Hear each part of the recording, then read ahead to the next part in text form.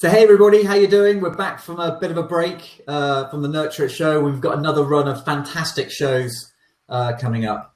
Remember, the aim of Nurture It is to help you not only organize your pipeline through our tremendous app, it's also about helping you develop your skills to be a fantastic recruiter. And one of the challenges that many recruiters face in today's market is it's no longer about the recruiter and the line manager. Talent acquisition, internal recruitment, HR, or whatever you want to call them, are a fixed part of the recruitment process for many organizations.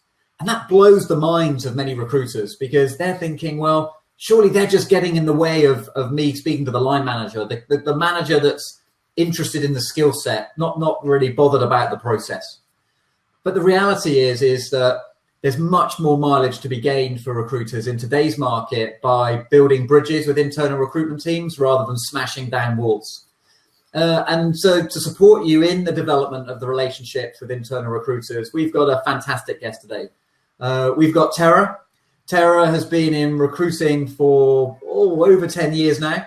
She started her career as an agency recruiter and then spent 8 to 10 years as a corporate recruiter, recruitment marketeer, and so has spent lots of time working with agencies from within organizations. And so what we're going to do today is spend some time with her, just getting some practical tips and advice of things that recruiters can do to build stronger relationships and things not to do that will totally set fire to any opportunity of you doing business. But first and foremost, let's say hey to Terra. How you doing, Terra? Good morning. I'm good. Well, morning here. Indeed, it is morning there. It's afternoon here in the UK.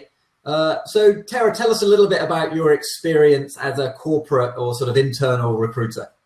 Sure. So I entered corporate recruitment well over 10 years ago, like you said, after spending some time in agency. My last role, I was on the talent acquisition leadership team of a very large global company, Cargill. And as a leader, played a role in vendor selection for my internal business partners who were looking for talent pipeline strategy. Also spent some time as a recruiter inside of Honeywell and another large Fortune organization here in the United States. So I've always been working in partnership with external recruiters when we had needs that we were unable to fill either in the time the manager wanted or uncover that right skill set in the market, and truly relied on agency recruiters when the time came, and was an integral part of getting them on the vendor list when that time came too. Great. Well, first and foremost, maybe you could just give us some insight. When you're an internal recruiter, a lot of agency recruiters sort of figure it's a really cushy ride. Jobs come in, you send some CVs, you make placements. So can you give us a bit of a picture of what life's like as an internal recruiter? Where are the pressures? And what sort of targets do you have, and how are you sort of managed day to day? Sure. So as an agency recruiter, it certainly is different because you've got goals and challenges around production and placement and billing. As an internal recruiter, you could have anywhere from 3 to 7 KPIs that you're trying to hit while you're also working on 20 to 30 vacancies at any given time. And that could mean 20 to 30 different managers. I've heard some recruiters say they're working on 150 open positions at any given time. Wow. So busy would be an understatement. The role the recruiter plays in the internal talent acquisition teams is partnership with the hiring manager to understand their need and really be able to define what that phone screen process is, to tell good from bad, and also to be able to tell good from bad on paper. And then really ushering the manager through that process, coordinating the interview team, extending the offer, negotiating the offer, all the while being conscious of diversity metrics, time to fill metrics, time to first present metrics, hiring manager satisfaction, candidate satisfaction, and kind of difficult to fill position percentage of placement is sometimes another metric. Let's go through those KPIs again, because this is sounding like you're in like an agency recruitment farm with these KPIs. So let's go through some of the KPIs. So run through those KPIs again. So time to fill is certainly one metric almost every corporation that I've worked in measures closely. Right. Looking at how many days from when the position was entered into the requisition system and approved for recruiting until the day the offer is extended and accepted. Some even measure until the day they start. And are you performance managed on that metric? If you don't hit that target, does anyone really care? I'd say that varies. Some companies hold really, really tight to their KPIs and will have coaching conversations with recruiters about how to become more efficient at running their requisition process. Some look at it, measure it, and use it to inform the business what's happening in the talent marketplace and how quickly we're able to get through their needs to help the business understand, like, we need to know what's coming so that we can prepare in advance and prep a pipeline in many cases in the most sophisticated recruiting. We've got time to hire. What else have we got? Time to present is another common one. So looking at from day to open to the day the first qualified candidate is introduced to the hiring manager. Okay, that's good. Another one? Diversity metrics. So a lot of companies have measurements or targets around how diverse the slate of candidates are. So, for example, if you're sending 3 candidates for an on-site interview and the external market reflects 33% of them fit into a certain diverse criteria, your external slate should really reflect the market. Right. Okay. And how many sort of internal recruiters would you say are being targeted on that metric in today's world? In large companies, I would say it's almost all of them. Wow. Okay. And we've got a question from Paul who says, should we, as external recruiters, be asking the internal recruiters what their KPIs are and maybe talking about how the external recruiter could help? Yeah, I think you could ask, how is your success measured internally, and what can I do to help you achieve your goals? That's a great question. All right.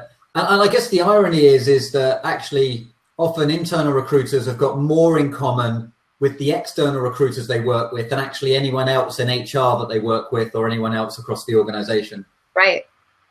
You get each other. Yeah. And so when you are working with line managers, everyone always sort of has this feeling, well, once I'm in-house, do they suddenly become really friendly? Do they always return your calls? Are they really open to being flexible on the type of candidate that they'll consider for their roles? I'd say most hiring managers are just as tough on internal recruiters as they are on agency recruiters when it comes to their preferences. The best recruiter, no matter where you're sitting, can help influence a hiring manager's decision-making process in a really effective way. But sometimes they do the same things to the internal recruiters that they do to the external recruiters. Book an interview without telling anybody, extend an offer over the phone and not inform you what they offered the candidate. We experience the same things.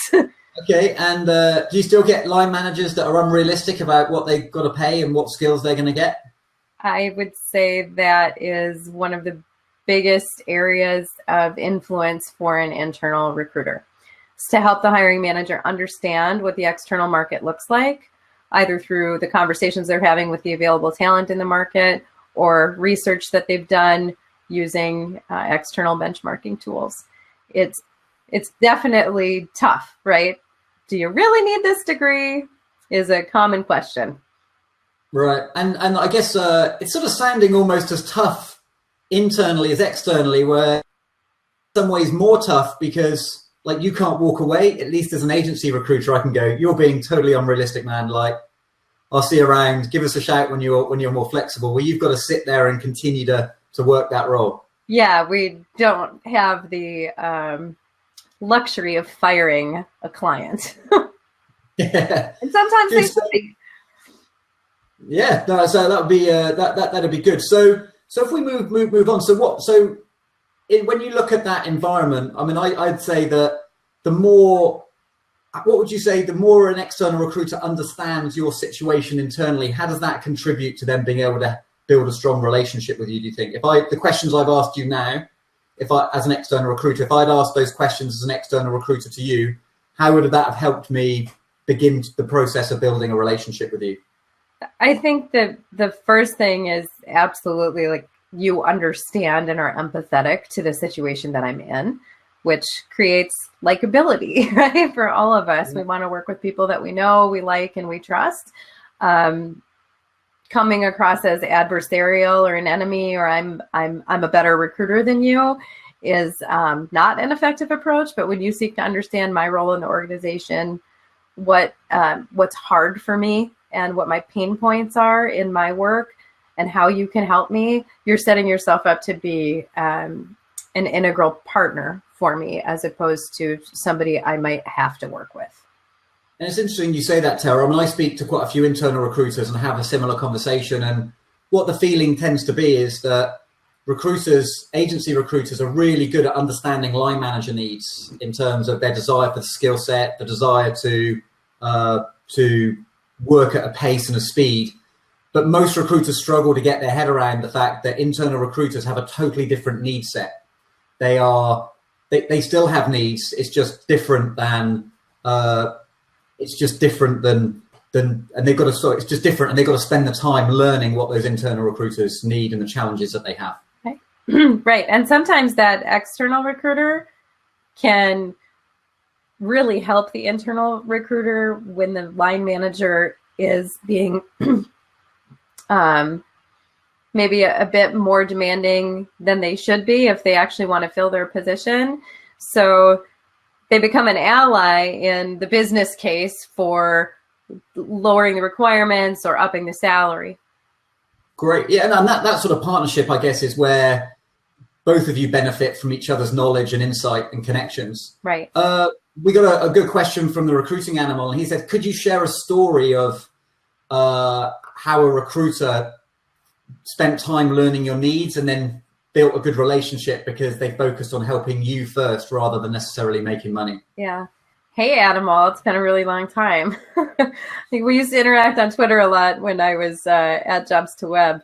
I would say a recruiter who has earned my business, and there's been more than one, really came to the table knowing about me, actually had done some research about me, and asked me kind of, what's your most difficult hiring manager today? And can I give you some advice? They didn't try to close me in that first conversation. They sought to understand my position and our process and where I was struggling to fill a position, or where my biggest challenge was inside the organization on that time, and how they could help me achieve a goal while they were achieving their own goal. They sent me industry relevant articles about that topic within just a few days of a conversation. And that was an article I was able to take to the leadership team and make the business case for even pulling in a third-party recruiter. Because oftentimes that's also one of the goals of the talent acquisition team, is to reduce agency spend. Yeah, and I guess the challenge for internal recruiters is, and this is what I've seen more of them do, is that they start to prioritize roles based on sort of fillability. So what happens is that they spend all their time looking for a job in like the back end of nowhere at the expense of not filling the core jobs in the core market. Right. And so what I've seen more internal recruiters do is, like, when you get a job in sort of like the back end, the boondocks, they give that straight to the agencies and let them waste their time and put the energy and effort into the difficult roles so they can focus on core markets, so downtown Minneapolis or Chicago or whatever. Yeah. Did you find your firm started to do that, where they would prioritize which roles went to agencies at which speed? I have seen both sides of that. So some of it ties to the volume of need that we had as well. At one place I worked, we actually had a decision matrix. The minute a requisition came in, we would look at the historical time to fill data. And if it was past our KPI, we would go right to agency with it because we felt that they were more specialized. And that could have been geography or a technical skill set that we didn't have a ready pipeline for. So in short, yes. What I'm hearing is that that's happening more. Mm-hmm. You know, the agency usage is more strategic, and I think it's about the agency recruiter understanding where they fit into that strategy rather than, could I have all your jobs? Right. It's about, at what jobs and at what point do I get called into the mix? Right. Yeah. And I would add to that, that's a really good question to ask on the front end. When you look at your overall talent acquisition strategy, where do agencies fit into the picture, and when do you pull them in? Right. That's good to hear. And so when it comes to sort of initiating and grabbing the attention of the internal recruiter, you said asking the question, who's the most difficult line manager you have to work with? I think that's a fantastic question. It's a play on the line manager question, which is what's the hardest skill set you ever have to recruit? Exactly. But by focusing on the line manager, you're focusing it on a need the individual recruiter has rather than the skill set. You said sending relevant articles that are relevant to the discipline that you recruit in, whether it be salary benchmarking or sort of scarcity of product. Yep. Anything else that a recruiter can do to grab the attention of an internal recruiter? Yeah. And I think anything you could do to add value to them as a professional too. So sometimes you're working with a recruiter who's brand new to the profession. So be part of their teaching process and let them know what's working for you too. If you come in and you meet somebody like me, I have been in talent acquisition for a long time. So maybe asking what's working for me. And, it's nice to talk shop with other recruiters. So talking about what you're hearing and seeing in the market and seeing if I am having that same experience can build some camaraderie with me. Sending me news about my competition. So yes, I have Google alerts. Yes, I'm scanning the market as well, but I am also, as an internal recruiter, probably doing 30, 40 phone interviews this week, coordinating interviews, hiring manager debriefs, and making offers. So I might not have time to read that. If you put it in my inbox, bring it to my attention, so-and-so's closing a plant down the street, I can get my sourcing team on that. I know you're working on it at the same time, but that's the kind of relationship that shows you care not only about the rec, but my business.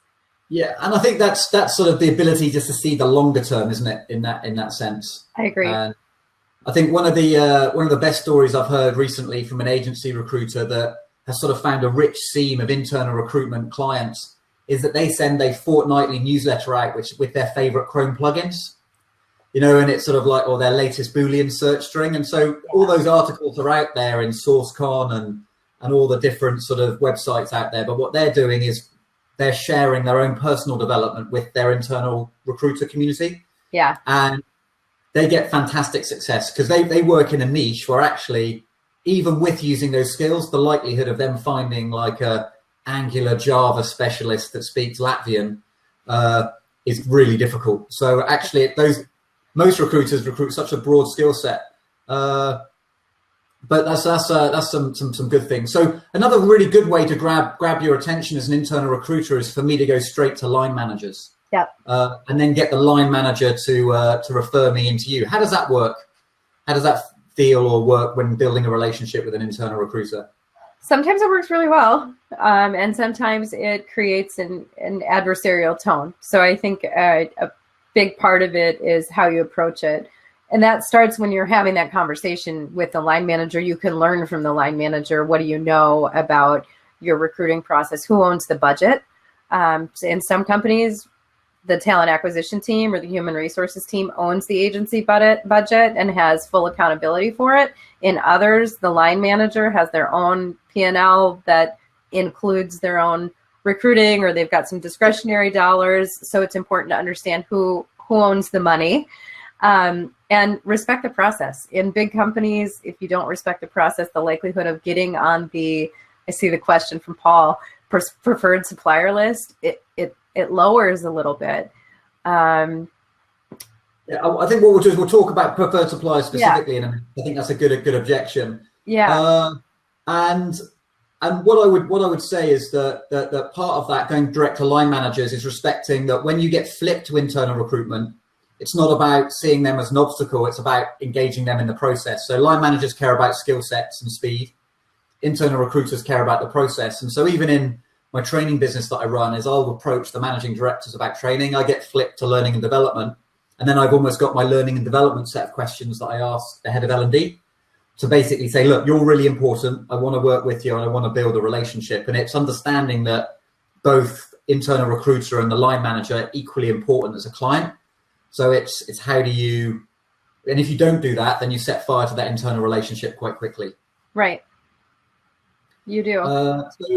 So one of the things that Animal said is that on Twitter, you said, I stopped focusing on dumb shit. What does that mean?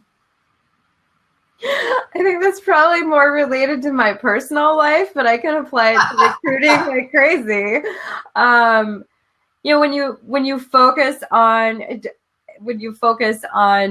the wrong things, whether that's in life or in recruiting for a requisition, or that manager who didn't tell you they scheduled an interview with your candidate, it gets in the way of goal attainment, right? When you look at every minor hiccup, every hurdle that you have to climb over as a bad thing, and you focus on that bad thing, you're less likely to get to good. Yeah, I think there was a song once. It was "Let It Go." Yeah, Let It Go. Maybe I don't remember the movie, but just a question. So when a recruiter calls an internal recruiter, I think Paul says often the answer is we've got a PSL already. Yeah. So how does a recruiter go about and sort of developing that relationship when the answer is always we already have people that we go to outside? Yeah.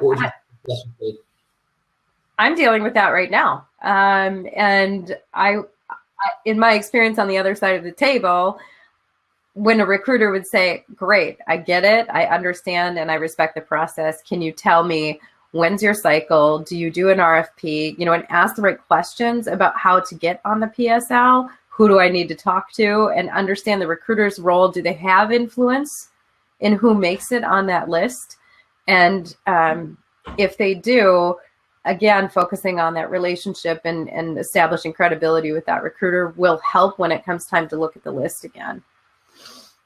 And also, I guess there is times when you go outside that PSL, right? Yeah. So and that's I think the things you've spoken about in terms of still nurturing that relationship with quality content, showing you care, is that the question I hear asked a lot, and I encourage to ask is, so what's your contingency?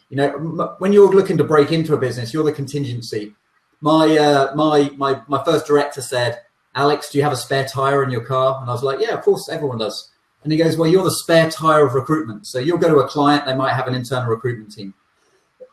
They might have a PSL, but when they get a flat, who do they call to get them home? Right. And it's trying to focus not on can I get something today, but where might I fit in if it doesn't work out in the future? Right. And I think my favorite question coming from somebody trying to earn a spot on the PSL is, do you have a position that's out to agency already or multiple agencies and it's still not filled? Let me show you what I can do. I'll take your hardest job. And of course, sometimes that doesn't make sense for your business, but certainly if it's in the wheelhouse of where you recruit, that's where you've got some opportunity to improve it, to prove that you actually can do what you're promising. Well, often in that situation, you don't fill the job, but what you do is showcase how you work the job. And through doing that, you show yourself as a quality recruiter. One of my directors or first directors always used to say, remember, Alex, the first job you work with a client, you probably won't fill, but you're earning the right to get a second one. And so that's the mindset of, and also there is an art to looking like you're working a vacancy really hard, but not actually working it hard. And that's there's a game in that to be had as well. So Terra, here's a situation. I talk to you, I'm speaking to you, and you're going, don't speak to line managers, don't speak to line managers. But I keep speaking to you and you keep giving the jobs to all the other agencies and you're still saying, I like you, Alex, but don't speak to line managers. And the candidates I know are getting placed by my competition. At what point do I go, Terra's not going to help me out here, I'm going to go straight to line managers? I never, this is probably because I started as an agency recruiter. I was never upset with a recruiter for calling a line manager. What I didn't like was when they bait and switched my hiring manager. So they didn't, is MPC a common phrase? for everybody. Okay, or they had MPC present a candidate, and it was BS. Like, it was not even a real candidate. If you're going to MPC my manager and tell them you've got somebody who's ready to interview, you better have somebody who's ready to interview, especially if you're contingency, because that manager really wants to interview that candidate who you're pitching if they call me and say, please reach out to this recruiter. And I will make that deal happen if you've got the right talent. Not every recruiter has that mindset, but that's how I always operated. We've got the same goal. We want to fill the job. What you're saying is, if you go behind my back to the line manager with a fake candidate, I'm going to be really mad. Yep. But if you go behind my back to the manager, I'll be mad. But if we get a good candidate and fill the job, I'll just end up being a little bit angry. Yeah, and we'll high five at the end. You need to go back in internal recruitment and let everyone on the call come in. You sound like the friendliest internal recruiter in the world. Yeah, I can say, though, there have been times when, and this anger is probably the wrong word, but frustration, when a recruiter would get business from the line manager and then cut me out of the process. I have legal compliance things that I need to be concerned about. I have data storage and regulatory requirements that matter. And if you're going outside of my process, my manager doesn't know. My manager doesn't know employment law. They don't know half the time we're coaching them on interview law.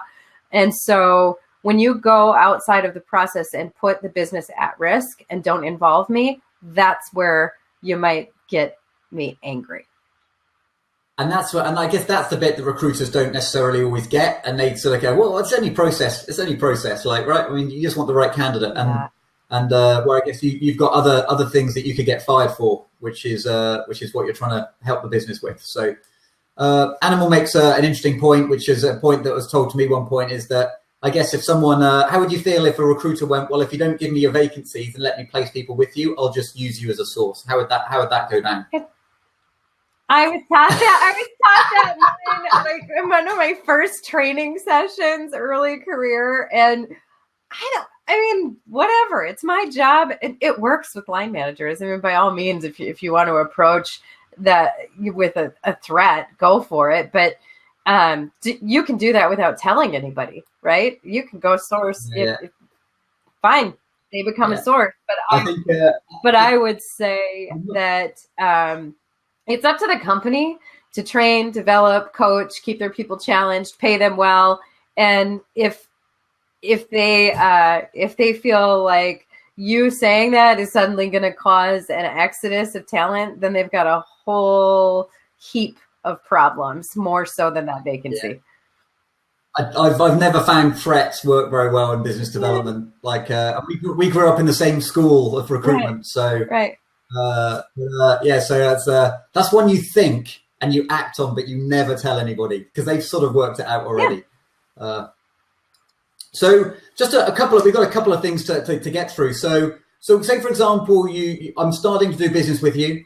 We've made a couple of placements. How do I pitch getting on the PSL, or how do I pitch maybe creating a PSL in a way that makes you feel like, yeah, we want to work together and formalize that relationship? So before somebody's on the PSL, if we've done a few placements with you and you want to get on the PSL, it should be a simple question at that point, right? You've already got the trust built. We've already worked together on a few requisitions. So now you just need to understand, who do we have to pull in to get me on the supplier agreement? And sometimes you might find that supplier agreement isn't terms you want to agree to on the long term. Once you get into the large scale supplier agreement, you might find unfavorable payment terms, or you might find unfavorable candidate ownership rules. So don't be afraid to stay off PSL if that doesn't make sense for your business. But if we've had a couple of conversations already and a couple of placements already, it should just be a natural progression of the relationship. And I would think the recruiter would expect it. And I've sometimes been the one to invite an agency to get considered for the PSL. Or force them onto it because I needed them on there. Yeah, exactly. Yeah. And that's the key. I mean, PSLs work when it's a mutually beneficial relationship rather than slave and master. And no one would sign up no one would get a real life partner where they don't get their birthday remembered. No one ever says thank you. The sex is bad. Like they cheat on you. They never return your calls and they stand you up in the pub. You know, no one would volunteer to sign up for that in life. Right. But yet many PSLs are just like that. So a lot of them are. And in an initial, the quick question from Paul, in an initial approach to an internal recruiter, would you say the first approach is better done over email or over the telephone? I don't care how you first approach me. LinkedIn, email, phone call. Here's what I'd say, the people, back to Animal's earlier question, you know, tell me about a recruiter who won your business. They did not stop calling. Keep calling. Right. Don't give up on me. I'm busy. It might take me a week and a half to call you back, but keep calling or email. And that's the craft of business development, is being creative in those ways to sort of be there and grab that attention. And so one thing just before we go, I'm always interested in the different niches that recruiters have. And I guess the background to SHEOPS is that one of your focuses is helping sort of the diversity and inclusion sort of strategies of organizations through helping increase gender balance within the engineering industry. So how did you come up with that differentiator, and how receptive have clients been to your pitch as a recruiter that's helping them with a bigger picture other than just people? Yeah. So I think just to clarify something, my commitment to women in engineering and operations has more to do with community outreach and activism and showcasing great women who work in those professions. There's a disparity in how frequently they enter those fields. I think women often don't even know about some of the opportunities that are out there. So I make extra effort to outreach to the women in the marketplace in those fields. People are responding well to that. A lot of organizations have initiatives around diversity and inclusion. Some of them formalized, some of them informal, depends on the size of the company. The response has been overwhelmingly positive. I think all of us as recruiters have an opportunity to help not just support a diversity and inclusion strategy, but I'm just going to speak frankly. I don't want to mince words. Like, we have a unique seat at the table when it comes to understanding what's happening in hiring and where bias shows up, both at the intake and in the debrief. And when we see bias, we're able to either sit there, be complacent, let it happen, or we can speak up, point it out, and really question, are you sure this isn't a biased point of view against older people, against women, against mothers, whatever we might be hearing? We hear a lot of stuff that really is unfair to candidates, and I think we can help organizations achieve their objectives by being sensitive to it, pointing out when it happens, and working together to help uncover any unintended bias that might exist. And I think there's two things in that. Firstly, that you spoke about how your focus was on the outreach and the community. And I think companies are increasingly looking to work with agencies that have a community involvement, whether it be within the technical discipline that they recruit in or within sort of the local area that they're in. But being interested in the wider community that you serve, rather than just being a parasite, is really valued by employers. And the second thing is, I think that you make some good observations around the insights that recruiters can add from a diversity and inclusion perspective and where bias might be having. And actually, when you're looking to build relationships with talent teams, internal talent teams, those are the conversations that they have every day. And so if you're seen as supporting those initiatives, it'll make them want to use you because you're helping them fulfill the wider HR and talent objectives. Maybe less impactful with line managers who may still just be thinking about getting that desk filled. But it gives you an opportunity to add value to a client in a way that maybe they don't before. Yeah. So we've got time for one quick question.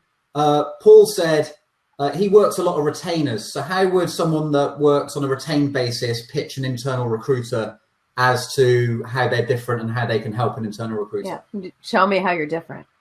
I mean, that's, if I'm a retained agency, should have a clear differentiator from a contingency firm. And the quality of the experience that I've had with retained search firms most of the time has been far superior to what I get from contingent firms. So tell me that. Tell me what's different. What's different about your process, about how you work with me, about what you provide. What do I get for my money? If I just get a third down for signing, I give you a third down for signing an agreement. What am I going to have? When am I going to have it? And this is a project then that you're running. How are we partnering? And show me the value. Nice. Okay, that's fantastic. Well, Terra, the time has flown by. We're over time.